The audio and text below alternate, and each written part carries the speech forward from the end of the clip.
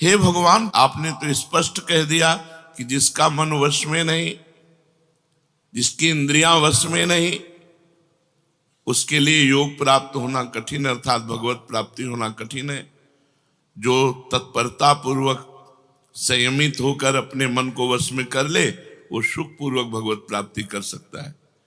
पर उस साधक की क्या गति होगी जिसका मन, बुद्धि, चित्त, अहंकार ये वश में नहीं है, और वो साधना करता है, नाम जप करता है, सत्संग करता है, स्वाध्याय करता है, पर इंद्रिय विजयी नहीं है, मन विजयी नहीं है। अंतिम समय उसकी भगवत स्थिति नहीं रहेगी क्योंकि वो मन विजयी नहीं है। तो अप्राप्य योग संसिद्धिम काम गतिम कृष्ण गच्छति। ऐसे योग भ्रष्ट की क्या गति होगी जो अप्राप्य है, अभी प्राप्त नहीं कर पाया भगवान को। विषयाशक्ति है, असावधानी है, अंतकाल में मन परमात्मा में नहीं लगा, विचलित हो गया, साधन से हट गया, परमात्मा की प्राप्ति नहीं हुई। तो हे कृष्ण, कृष्ण सबको आकर्षित करने वाले, हे भगवान, आप ही जान सकते हो, इस प्रश्न का उत्तर आप ही दे सकते हो कि उसकी क्या गति होगी। तात्पर्य है कि वो नरक तो जाएगा नहीं क्योंकि नाम जप करता है, थोड़ा भी नाम जप करता है तो नरक नहीं जाएगा, थोड़ी भी भक्ति करता है तो नरक नहीं जाएगा। अजामिल के प्रसंग में यमराज जी ने अपने दूतों को आदेश किया था कि यदि कोई भी नारायण कृष्ण हरि बोलता है, गले में कंठी बांधे, वैष्णव है, भगवान का दास है, भूल करके मत जाना, तो नरक तो जाएगा नहीं क्योंकि साधन करता है, नाम जप करता है, पाठ करता है, पर जितेंद्रीय नहीं है, मनोनिग्रही नहीं, इसलिए भगवत प्राप्ति तो होगी नहीं, ये भगवान कह रहे हैं। पर नरक तो जाएगा नहीं क्योंकि नाम जप करता है, और स्वर्ग की इच्छा नहीं इसलिए स्वर्ग नहीं जाएगा, और मोक्ष इसलिए नहीं हुआ कि वो मन इंद्रियों को बस में नहीं किया। तो उसकी गति क्या होगी? काम गतिम कृष्ण गच्छति, वो किस गति को प्राप्त होगा? कश्चिन्नो भय विभ्रष्टस् छिन्ना भ्रमिव नश्यति अप्रतिष्ठो महाबाहो विमूढ़ो ब्रह्मणा पथि। हे महाबाहो, हे अजान बाहु, संसार के आश्रय से तो रहित है और परमात्मा के मार्ग में भ्रष्ट हो गया है, परमात्मा को प्राप्त नहीं कर पाया और संसार के मार्ग को छोड़ दिया है, दोनों ओर से भ्रष्ट हुआ, उसकी क्या गति होगी? कहीं वो किसी बादलों की तरह छिन्न भिन्न नष्ट तो नहीं हो जाएगा? दोनों ओर से भ्रष्ट हुआ अर्थात संसार मिला नहीं, परमार्थ में भगवान मिले नहीं, तो उसका समय जो परमार्थ में गया, जो भजन साधन में गया, वो सब बेकार हो गया क्योंकि आपकी तो प्राप्ति हुई नहीं।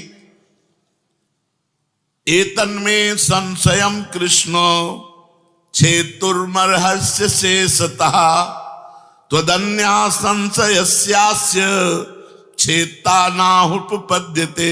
हे कृष्ण, मेरे इस संदेह को सर्वथा छेदन करने के लिए आप ही समर्थ हैं, क्योंकि किसकी क्या गति होगी इसका निर्णय तो सिर्फ भगवान कर सकते हैं।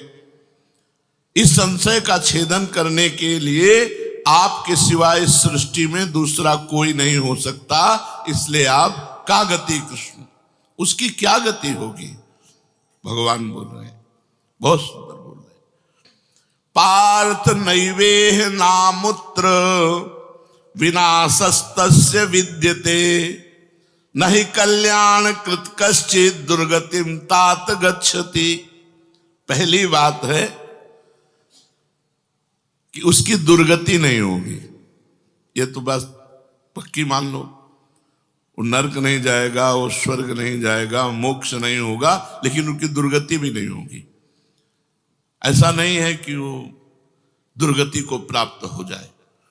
जिसको अंतकाल में भगवान का स्मरण नहीं होता, उसका कहीं पतन तो नहीं हो जाता? अर्जुन का पूछना था। इस बात को लेकर के बहुत व्याकुलता थी कि बेचारा साधन कर रहा है, इंद्रियां बस में नहीं, मन में बस में नहीं, तो अंत समय भगवान का स्मरण नहीं होगा तो उसकी दुर्गति हो जाएगी। तो भगवान कह रहे पार्थ नैवेह नामुत्र विनाशस्तस्य विद्यते। हे पृथानंदन, सच्चे हृदय से जुड़ा था। भगवान जुड़ना देखते, रहत न प्रभु चित चूक किए की, करत सुरत सै बार ही की। भगवान उसकी क्रियाओं को नहीं देखते, उसके चित्त को देखा, हृदय की बात देखी। वो भगवान से जुड़ना चाहता है, वो भगवान को प्यार करना चाहता है, वो भगवान से मिलना चाहता है, पर इंद्रियां वश में ना होने के कारण, मन वश में ना होने के कारण बार बार वो विषयों में फिसल जाता है, बार बार भोगों में पतित हो जाता है। तो भगवान उसका पतित होना नहीं देखते, भगवान उसका चित्त से जुड़ना देखते हैं। रहत न प्रभु चित्त चूक किए की, करत सुरत सैबार हिए की। हृदय की बात देखते, सच्चे हृदय से भगवान में जुड़ना चाहता था। अब उसका पतन नहीं हो सकता, मरने के बाद भी पतन नहीं हो सकता। जितनी उसकी स्थिति भजन में बन गई है, उसके नीचे वो गिर ही नहीं सकता। बहुत बढ़िया बात है। हमारा अगर 100 नाम जप हो गया है तो 101 से चलेगा, अगले जन्म में 99 से नहीं चलेगा। जिसकी जितनी भजन में स्थिति हो गई है, उससे वो नीचे वो नहीं गिर सकता। देखो, पहली बात तो दुर्गति हो नहीं सकती, नरक जाना नहीं है, स्वर्ग जाना नहीं है, दुर्गति होनी नहीं है। आगे भगवान बताएंगे उसकी गति क्या होगी। उसकी साधना जितनी है वो कभी नष्ट नहीं हो सकती। चाहे जितना बड़ा पाप बन जाए, उस पाप का उसे दंड भोगना पड़ेगा, लेकिन उसकी साधना नष्ट नहीं होगी। ये इस मार्ग का बहुत बड़ा सपोर्ट है कि मानो हम दिन भर भजन किया, हमसे शाम के गलती हो गई तो बोले दिन भर का भजन नष्ट हो गया। नहीं, आपका भजन दिन भर का वो है, और जो आपकी गलती हुई वो अलग है। गलती का आपको प्रायश्चित या दंड भोगना पड़ेगा, और भजन आपका सुरक्षित है। वो नीचे नहीं गिरेगा, उसकी साधन सामग्री नष्ट नहीं होगी। ये बहुत हृदय को शीतलता पहुंच। हमने जो नाम जप किया वो हमारा सुरक्षित है, नाम जप वो कभी नष्ट नहीं होगा। उसका पारमार्थिक उद्देश्य भी नहीं बदलेगा। उसने उद्देश्य बनाया भगवत प्राप्ति, वो उद्देश्य भी उसका नहीं बदलेगा। हाँ, कितने जन्म लगेंगे ये उसका प्रयास होगा, प्रयत्न होगा। वो जन्मता मरता रह सकता है, ना भजन उसका नष्ट होगा, कम होगा, ना उद्देश्य उसका बदलेगा। वो लगेगा भजन। भक्ति बीज पलटे नहीं, जो जुग जाए अनंत, ऊंच नीच कुल उपजय होए संत को संत। वो कभी ऐसा नहीं हो सकता कि इतना भजनानंदी अब भ्रष्ट हो गया तो वो पतित हो गया, नीच और दुर्गति, अरे सब बेकार, कुछ नहीं। जो गलती हुई उसका दंड मिलेगा, और जहां से वो भजन कर रहा है वहीं से उसकी भजन की स्थिति आगे बढ़ेगी। जैसे उदाहरण में राजर्षि भरत का उदाहरण दिया था कि हिरन पे वृत्ति गई तो हिरन बने, लेकिन गंडकी नदी में खड़े होके हिरन बन करके भी इतना भजन किया कि अगला जन्म जड़ भरत जी के रूप में ब्रह्मबोध संपन्न महापुरुष के रूप में हुआ। तो भगवान कहते हैं, न ही कल्याण कृत कश्चित दुर्गतिम तात गच्छति। अर्जुन, हे तात, बहुत प्यार भरा संबंध है, उसकी दुर्गति नहीं हो सकती। जो मेरा थोड़ा भी भजन किया है उसकी दुर्गति नहीं हो सकती। साधक के लिए बहुत ही पॉइंट के आश्वासन की बात कह रहे कि थोड़ा भी भजन किया तो उसकी दुर्गति नहीं हो सकती, और अगले जन्म में परमात्मा प्राप्ति की लालसा इतनी प्रबल होगी कि वो इंद्रियों मन को वश में कर लेगा। इस जन्म में जो चूक हुई वो अगले जन्म में सुधार लेगा। उसकी दुर्गति नहीं होने का तात्पर्य है कि जो मनुष्य कल्याणकारी कार्य में लगा हुआ है, जिसके लिए मनुष्य शरीर मिला है, वो कार्य कर रहा है, भजन कर रहा है, सत्संग कर रहा है, स्वाध्याय कर रहा है, ठाकुर सेवा कर रहा है, वो अपने असली कार्य में लगा हुआ है, पर उसका मन चलायमान है, उसकी इंद्रियां चलायमान, तो उसकी दुर्गति नहीं होगी। कारण कि उसका ध्येय चिन्मय तत्व भगवान में है, इसलिए उसका पतन नहीं हो सकता। मैं उसकी रक्षा करता हूं, तो उसकी दुर्गति कैसे हो सकती है? क्योंकि उसने थोड़ा भी सही मेरा भजन किया है। मेरी दृष्टि सर्वभूत हिते रता है, सब पर मोरी बराबर दाया, सब मम प्रिय सब मम उपजाए। मैं सबको प्यार करता हूं। फिर जो मनुष्य मेरी तरफ चल पड़ा, अपना किसी तरह से कल्याण परम हित मानकर मेरी तरफ चल पड़ा, तो मैं उसे सबसे ज्यादा प्यार करता हूं। फिर मैं जिसे प्यार करता हूं उसकी दुर्गति कैसे हो सकती है? प्यार तो सबको करता हूं, लेकिन जो अपना मान करके मेरी तरफ चल पड़ा, मेरा भजन करने लगा, उसकी दुर्गति कैसे हो सकती है? मेरा वो समझे न समझे, उससे वास्तविक संबंध तो है ही। ममई वांसो जीव लोके जीव भूता सनातना। वो भले भगवान से संबंध ठीक नहीं लगा पा रहा, लेकिन भगवान तो जान रहे मेरा संबंधी है, मेरा अंश है। ये संसार के साथ उसका वास्तविक संबंध नहीं है। उसने मेरे साथ इस वास्तविक संबंध को, असली लक्ष्य को उसने स्वीकार किया कि अब इस जन्म में भगवान को प्राप्त करना चाहता हूं, तो चाहे जितना बड़ा गलती पड़ गई हो, अपराध पड़ गया हो, उससे दुर्गति उसकी नहीं हो सकती। भगवान कह रहे उसका किया हुआ साधन नष्ट नहीं हो सकता। हां, वो देखने में मोहित सा लगेगा कि भ्रष्ट हो गया, अब तो कोई भजन साधन नहीं, अब तो भ्रष्ट सा हो गया है, साधन छूटा दिखाई देगा। परंतु ऐसी परिस्थिति में भी मैं उसका साथ नहीं छोड़ता। उसने मेरा भजन छोड़ दिया, मेरा साधन छोड़ दिया, लेकिन मैं उसका, जैसे एक सत्संग में दृष्टांत में देते थे कि जगन्नाथ जी की सेवा में श्रीअंग पार्षद रहते थे, तो उनमें से एक पार्षद वैश्या संसर्ग करने लगे कुसंग के कारण। तो जब सब पार्षदों को पता चला तो उन्होंने बुलाया और कहा, देखो तुम परम पावन श्री जगन्नाथ जी के अंग सेवी हो, या जगन्नाथ जी की सेवा छोड़ो वैश्या का संग करो, या वैश्या संग छोड़ो जगन्नाथ जी का अंग संग करो। तो भगवान की माया से मोहित हुए, साधन से गिरे हुए होने के कारण उन्होंने जगन्नाथ जी का अंग संग छोड़ दिया और वैश्या का अंग संग स्वीकार किया। आश्चर्य की बात कि जब उनका शरीर पूरा हुआ, वैश्यागामी जो अंग संग सेवी थे, तो जब शरीर पूरा हुआ तो जगन्नाथ जी ने स्वप्न में अपने पार्षदों को आदेश किया कि उसकी अंत्येष्टि क्रिया हमारे पार्षदों जैसी की जाए। तो उनका प्रभु स्वप्न में ही कहा कि प्रभु उन्होंने तो आपको छोड़कर वैश्या को स्वीकार कर लिया था।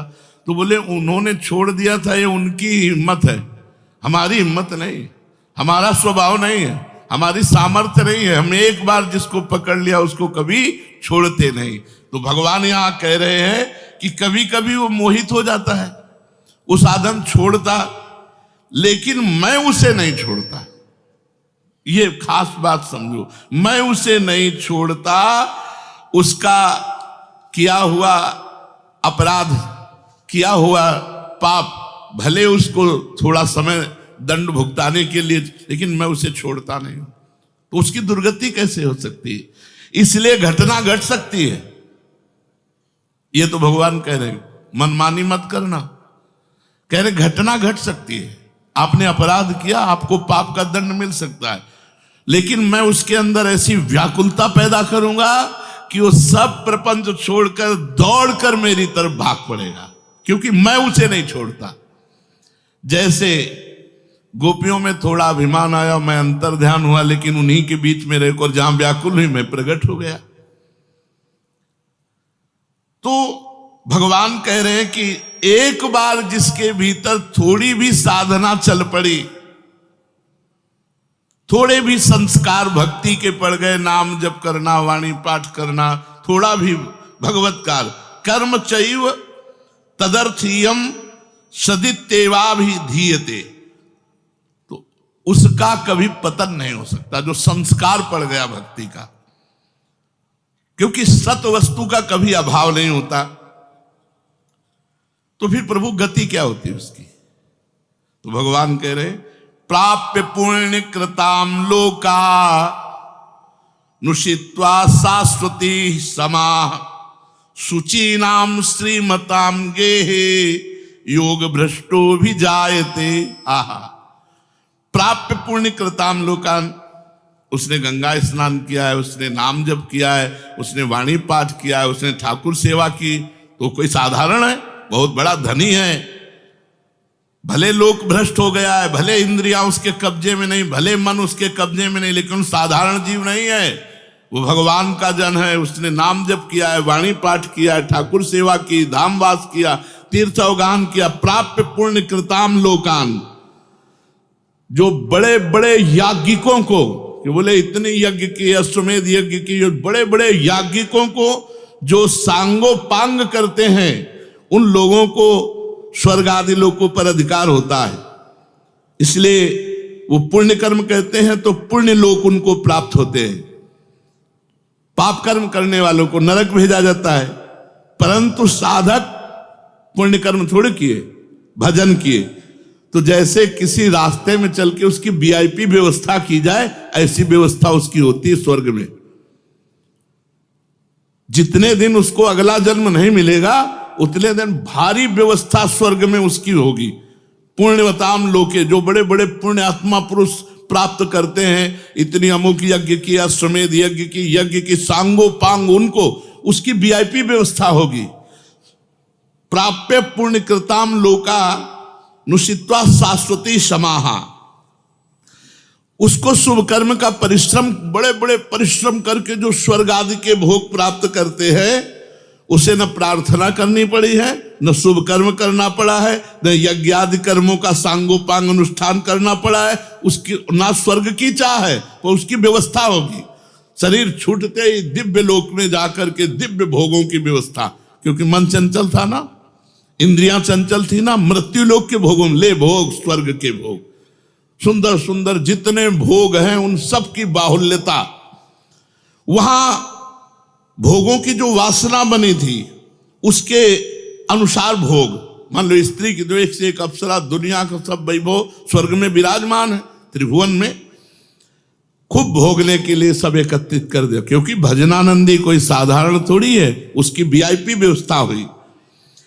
अब अंत समय से साधन में विचलित मना हो जाने के कारण जो बड़े बड़े परिश्रमों से, पुण्यों से प्राप्त होता है, वो ऐसे स्वाभाविक रूप से रास्ते में प्राप्त हो रहा है। ये उसकी गति नहीं है, ये अयाचिक वृत्ति से उसकी वीआईपी व्यवस्था है कि अब ले जा रहे हैं तो रास्ते में ऐसे थोड़ी कि कोड़ा मारते, पानी भी नहीं पिया रहे, धूप में ले जा, नहीं, सीधे उसको आनंद पूर्वक स्वर्ग आदि लोकों की दिव्य भोग वृत्तियां, जिन भोगों के लिए वो विचलित रहा है मनुष्य साधना करते समय, वो सारे भोग उसको वहां प्राप्त होंगे। वहां रहने पर इतना भोग दिलाया जाता है कि उसकी अरुचि हो जाती है स्वर्ग के भोगों से। तो मर्तलोक में आके दोबारा फंसेगा क्या? स्वर्ग के भोगों से अरुचि हो जाती है, जहां आसक्ति रही है वो भोग ही भोग उसको व्यवस्था कर दी जाती है, वो घृणा हो जाती है उसको स्वर्ग में ही भोगों से, इतनी वीआईपी व्यवस्था। क्योंकि अंदर से तो भजन था, उद्देश्य भगवान की प्राप्ति का था, तो स्वर्ग आदि के भोग भोगने पर उसे घृणा हो जाती है। वो अपनी वासना जो अंदर थी, जिनके कारण इंद्रियों मन को जीत नहीं पाया, वो देख लेता है, अरे अब ये तो मर्त्य लोक के भोग है, स्वर्ग के भोग, उसको वहां उसके अंदर घृणा हो जाती है। उसित्वा शाश्वती क्षमा, फिर उसे और ऊंचे लोकों में, अगर समय है अभी, तप लोक, जन लोक, महालोक, ब्रह्म लोक, ऐसे महान लोकों में उसे ऊंचे के लोकों में भेजा जाता है। और वहां भी इसलिए भेजा जाता है कि यहां के स्वर्ग के भोगों से रुचि, अब यहां के ब्रह्म लोक के भोग देख ले। भजन का फल है ब्रह्मादिक के भोग सब विषम लागत ताई, नारायण ब्रज चंद की लगन लगी है जाई। जब ठाकुर जी से मिलने की चाह लग जाती तो यही इसी शरीर में ब्रह्मादिक के भोगों से भी वैराग्य हो जाता है। भोग भोगने के उद्देश्य से नहीं, क्योंकि जो भोग भोगने के उद्देश्य से जाते हैं उनके पुण्य क्षीण होने पर फिर वो लौटकर मृत्यु लोक में आते हैं, इसलिए वो सीमित वर्षों तक स्वर्ग लोक आदि में रहते हैं। परंतु जिसका उद्देश्य भोग नहीं भजन था और योग भ्रष्ट हो गया है सूक्ष्म वासना के कारण, तो स्वर्ग आदि लोकों में जाएगा, उसका भजन नहीं क्षीण होगा। जैसे पुण्य आत्मा स्वर्ग गया, भोग भोगा, तो उसका पुण्य क्षीण होगा, लेकिन इसका नहीं, इसका तो स्टॉक है, ये तो भागवतिक व्यवस्था है उसकी, ये ब्याज की व्यवस्था है। मूल तो ऐसे ही साधन संपत्ति है, देख लो, कोई घाटे का सौदा नहीं, वीआईपी व्यवस्था होगी मरने के भी बाद, अगर चूक हो गई तो, और चूक ना हुई तो सीधे निकुंज चलना है। वैसे यहां चूक हो जाए तो भी निकुंज जाना है, क्योंकि वृंदावन धाम है ना। अगर यहां शरीर छूटेगा तो यहां स्वर्ग थोड़ी ले जाएंगे, देवताओं का प्रवेश है नहीं, यहां तो वृंदा सखी सहचरियों का है। वो बहुत वर्षों तक उसके भोग सुविधा की सीमा नहीं रहती, ऐसी व्यवस्था होती है। अच्छा, जो भोग भोगने के उद्देश्य से ऊंचे लोकों में जाते हैं उनको फिर पतित होना पड़ता है, लेकिन ये योग भ्रष्ट जब ऊंचे लोकों में जाता है तो पतित नहीं होता, उसकी साधन संपत्ति प्रकाशित रहती है ज्यों की त्यों, और उसका सत्भाव जागृत रहता है। सब मिथ्या है, भगवान मिथ्या करवाते करवाते ब्रह्मलोक तक के भोगों का मिथ्या। अब उन सुख भोगों को भोगने के बाद शुचि नाम श्रीमताम गेहे योग भ्रष्टो भी जाते। अब यहां जब प्रकट हुआ, कब उसका जन्म होगा, कोई सीमा रखी जाती है? अरुचि सीमा रखी जाती है। जब तक उसे भोगों में अरुचि नहीं होगी तब तक ऊपर के लोगों को भोगों में उसे रखा जाएगा। नरक वरक तो जाने की बात नहीं, वीआईपी भोग। जब अरुचि हो गई, अरुचि होगी ही, क्योंकि वो भगवान का भजन करता रहा है। वो ऐसा नहीं कि अब विश्राम मान ले कि अब अप्सरा मिल गई, विमान मिल गया, स्वर्ग मिल गया, अब यही नहीं। उसकी यात्रा नहीं रुकेगी, उसका भजन उसको कचूटेगा, उसके अंदर जलन पैदा होगी, अशांति हो जाएगी। ये सब भोग नहीं चाहिए, मुझे भगवान चाहिए, चलो ब्रह्मलोक। वहां भी ये नहीं चाहिए। तो अब शुचि नाम श्रीमताम गेहे योग भ्रष्टो भी जायते। अब योग भ्रष्ट जब मृत्यु लोक में लौटा तो जगत पूज्य घर में पैदा हुआ। जगत पूज्य घर में श्रीमान, सारा संसार जिसे झुके, ऐसे घरों में पैदा, उच्च कुल, भक्ति संपन्न। श्रीमान का मतलब होता है, एक लौकिक शब्द होता है वैभव संपन्न, लेकिन भागवतिक वैभव संपन्न महापुरुषों के घर में उसका जन्म होता है। और लौटने का कारण जो है, उस कारण को भगवान जानते हैं, उसकी बहुतायत कर देते हैं। स्वर्ग भोगा, ब्रह्मलोक के भोग भोगे, और यहां सारे भोग उसके दे दे, ये ले, अरे भगवान का दास है कोई और, ये ले, ऐसे घर में पैदा किया। अब उसकी जो साधन संपत्ति उसको खोल देते हैं, अभी तक बंद रखा, हानि नहीं हो सकती। अब जे ही जन्म हुआ, जैसे अपने लोग अब जे ही स्कूल जाते, स्कूल से पढ़ के आते, लगता है माँ नहीं टिकेगी, पिता नहीं टिकेंगे, सब मरेंगे, तो मेरा साथी कौन है, मेरे जीवन का लक्ष्य क्या है, क्या यही उद्देश्य है? बस बैठ जाते एकांत में। और संत जन आते थे, वो श्री राम जय राम जय जय राम, श्री राम जय, कीर्तन कराते थे तो वही याद था, श्री राम जय राम जय जय राम, श्री राम जय राम जय जय राम। बस नाम जप करना निश्चय हो गया। 13 वर्ष के अवस्था, भागो। ये देखो, उत्तम कुल ब्राह्मण के घर में, और पूरे साधु महात्माओं का सानिध्य, और पिता पूरे स्वयं महात्मा, नंगे पैर हल जोतते, बड़ी कठिन परिश्रम के द्वारा वो उदर पोषण करते। और संत महात्मा 8-8, 10-10 संत महात्मा दरवाजे पर। बच्चापन से ही क्या बन, कि अब मुझे संसार से भाग, किसी ने हमें सिखाया नहीं, भागो संसार से और भगवान की प्राप्ति करो। तो मनुष्य जन्म में जे ही जन्म लिया से साधन संपत्ति खोल दी गई। अब वो साधन में एकदम चिपक गया, क्योंकि पीछे